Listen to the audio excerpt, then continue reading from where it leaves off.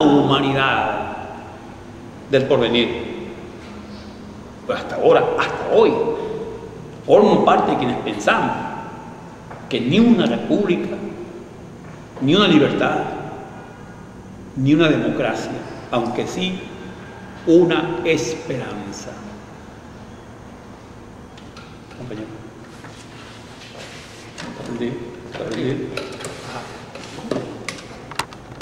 Si planteamos, ahora sí, si planteamos entonces el análisis histórico desde el colectivo, desde la sociedad y no desde los individuos, es válido plantearla desde cómo ha sido la relación entre poder y gobernado, entendiendo cuáles han sido los factores que realmente sociales y de poder que nos han llevado a esta situación y que nos han mantenido un ciclo histórico que vivimos desde los inicios de la República hasta hoy. Y entonces nace esta relación entre poder, supervivencia, el poder, impotencia social y pobreza política. Me gustaría su opinión. Mira, esto está relacionado con lo que antes dijimos, salvo que ahora nos enfrentamos al poder y los gobernados. Como decíamos en nuestra exposición inicial, el poder en Venezuela ha sido la tendencia de capital, o mejor dicho, para decirlo en términos más generales, la tendencia de riqueza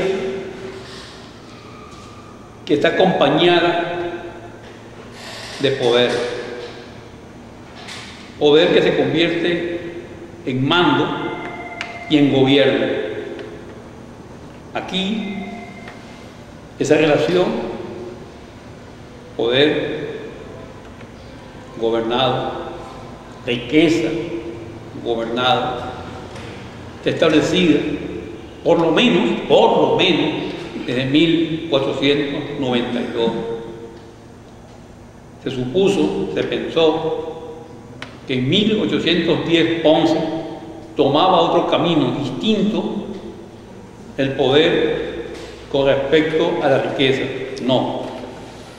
Se planificó un poder más concentrado. Y ese poder, con esa concentración de 1810-11, permanece incólume hasta nuestros días, invariable. Ha variado en su forma, pero no en su contenido, en su esencia. Se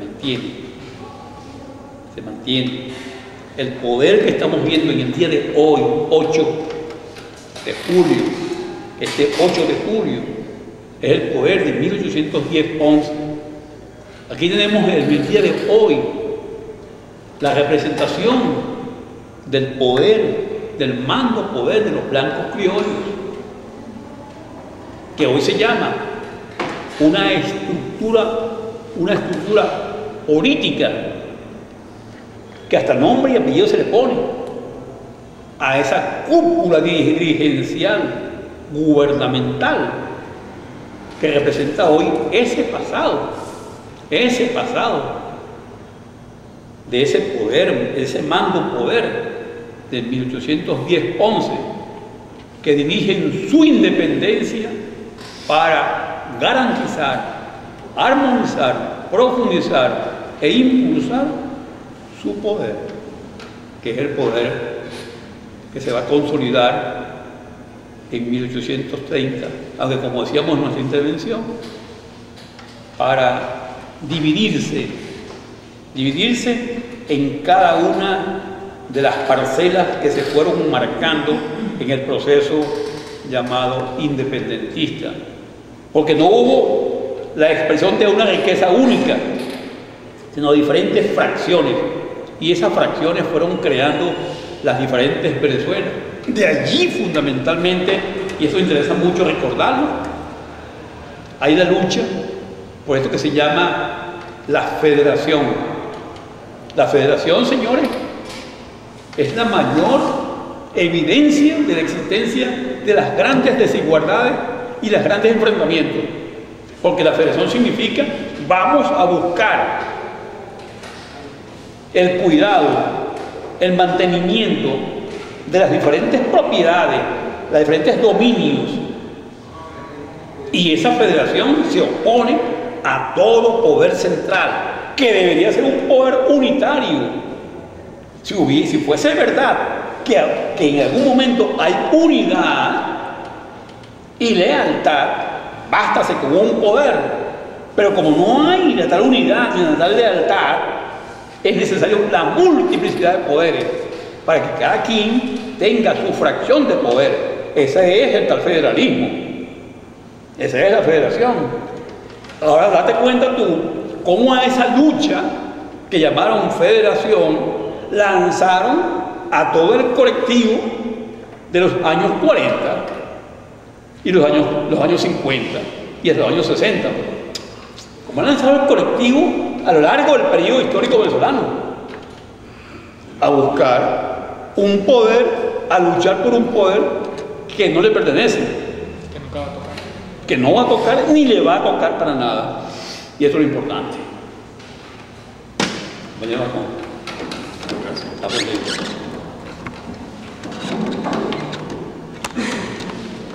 Quisiera en esta oportunidad volver a tocar el tema que creo que es esencial en el debate de esta tarde, que es la participación popular colectiva y la intervención de individualidades, líderes y conductores. Por supuesto que a lo largo de la historia de Venezuela ha habido una serie de movimientos, algunos reivindicativos, otros pro-independentistas y luego independentistas. Vimos como tal vez la falta de comunicación hizo fracasar a algunas de las intentonas. El caso del generalísimo Francisco de Miranda, cuando llega a Coro, la gente no entiende qué es lo que se propone, no acepta la propuesta, pues la invitación hacia la independencia, y lamentablemente pues Francisco de Miranda se tiene que retirar fracasando. En el caso de la gesta de Guadi España, que tuvo una participación importante de Cornell, que era un revolucionario español maestro y que venía con ideas de avanzada, tanto en el campo del magisterio como en la revolución, producto también de lo que había trascendido de la Revolución Francesa, y sin embargo tampoco consigue que esto cale en el pueblo, que esto cale en las masas. Son algunos elementos de la milicia y algunos intelectuales de la época los que participan en la conspiración. Fue una conspiración, pero no tuvieron la oportunidad realmente de extenderse, ni siquiera hacia el pueblo de La Guaira. Después vimos en el 19 de abril de 1810 como la peonada de las haciendas y también los habitantes de las barriadas de Caracas fueron llevados a la Plaza Mayor para que allí pudieran seguir las instrucciones de los líderes del momento y le dijeran no a paz. Participación popular, la especie de referéndum que se llevó a cabo ese mediodía del 19 de abril de 1810. Pero después vendría uno a tener que hacer la siguiente pregunta. Ya en plena lucha de la independencia, en las masas que se agrupan alrededor de la figura de Boves y después alrededor de la figura de Páez, ¿acaso esas masas de pardos, de negros y originarios tenían una ideología, una convicción política, o iban más bien tras la supervivencia y el villaje? Ahora, yo creo que indudablemente a lo largo de la historia las masas indudablemente no tienen aspiraciones, no cabe la menor duda. y proviene incluso de su derecho natural. Todo el mundo quiere superarse, pero yo veo que a lo largo de la historia, incluso en el momento actual, hoy 8 de julio, esas aspiraciones de las grandes masas, de las grandes mayorías, si no tienen alguien que las convoque, que haya un liderazgo decidido e intransigente, no van a ir mucho más allá de buenos deseos. Y ya sabemos lo que dice Emiliano con respecto a los buenos deseos. Muchas gracias. Bien, creo que el fondo de esta segunda intervención es un refuerzo de la primera,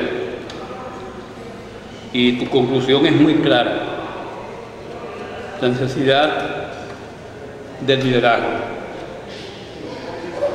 sin el cual ese colectivo no tiene certidumbre de hacia dónde dirigir sus pasos. Claro, hasta el día de hoy esto ha sido el desideratum. Los colectivos necesitan de una cabeza pensante, porque la de ellos no llega a ser pensante a nivel decisorio, pensante a nivel genérico, pero no a nivel de toma de decisiones. De modo pues que los colectivos no sirven sino para eso, para apoyar, pues, para apoyar a alguien que tenga capacidad de decisión, a alguien que que sea capaz de marcar en forma decidida, determinante, intransigente un camino. Eso no lo puede ser colectivo. Esa es la lectura a que nos ha acostumbrado la vieja historia. Nos acostumbró a eso. Es decir, hay unas masas, pero esas masas son, además de anónimas, no tienen forma, no tienen fuerza de pensamiento. Hay que guiarlas. Se le puede guiar para la rebelión o para la tranquilidad, el sosiego o la violencia. Hay que guiarla. En todo caso, lo que se requiere es la habilidad, la consistencia, la firmeza para manejarla, para manipularlas. Y sobre esta base, mi querido amigo, se ha montado toda una empresa gigante en la sociedad actual. Es decir, se ha montado la gran empresa de la manipulación del conjunto social. Y esa maquinaria de manipulación tiene su punto de partida en todas las formas de publicidad, cada una de las cuales está destinada fundamentalmente a crear, a reforzar los llamados liderazgos. De modo que los grandes poderes se apoyan y se fundamentan y se proyectan en los liderazgos de cada una de las sociedades. De modo que, lejos de controlar o de plantearse controlar una sociedad, se plantea controlar los liderazgos exclusivamente. Obsérvese los mecanismos, por ejemplo, en el orden capitalista. En la Venezuela de hoy, bástase con que controles,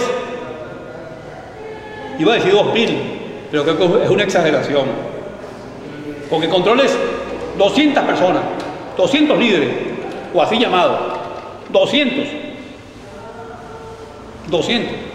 máximo 200, los controlas, los manipulas, los compras, los compravendes, y tienes controlado una sociedad. controlada una sociedad. Individuos, 200, que controlan otros 2000, y con ello controlas toda la sociedad. Esa gran inversión. Y el control actual se basa en eso, en inversiones. Acabamos de ver un capítulo de inversiones que ha dejado sorprendida a mucha gente. En días previos se hablaba de la hecatombe que venía para el llamado gobierno del señor Maduro, los ascensos militares.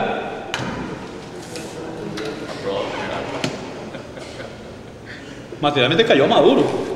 Alguna gente le decía que estaba caído, no podía con los ascensos. Yo he elaborado una tesis que no tiene muchos elementos, pero que ya lo veía en tiempos de Rómulo Betancourt, que dije, oye, pero aquí hay una inversión permanente en los militares, una compra-venta a nivel de los militares.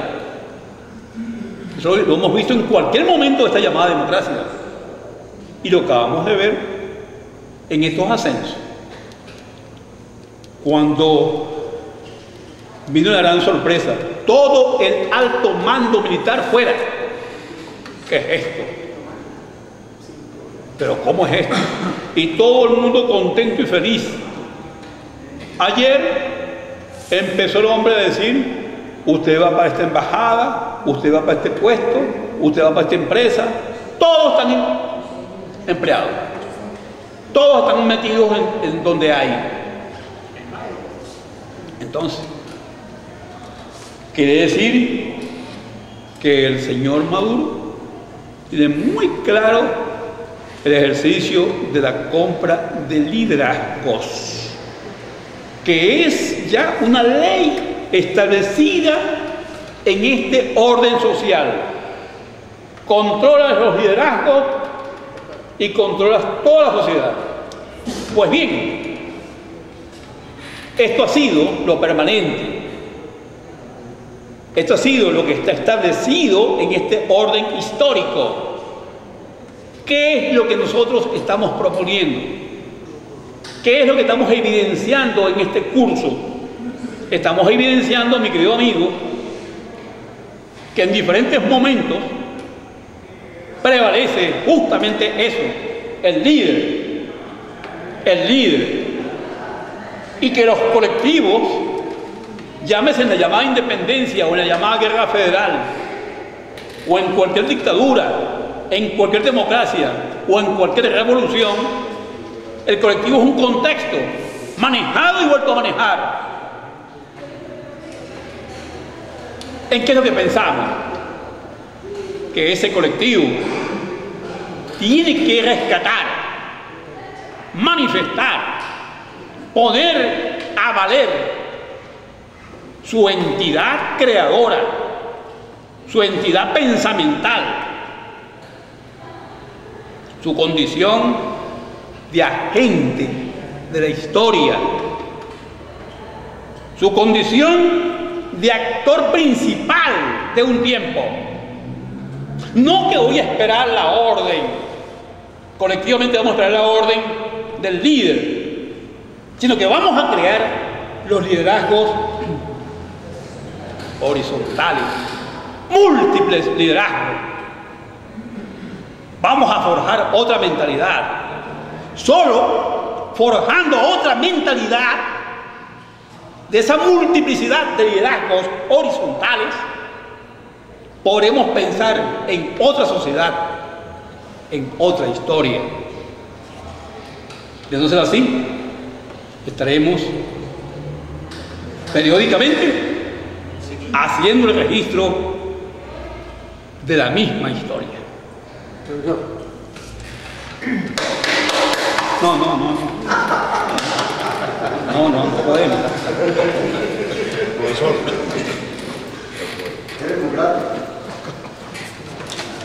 Bueno, señores, esto fue todo por hoy. Muy buenas noches.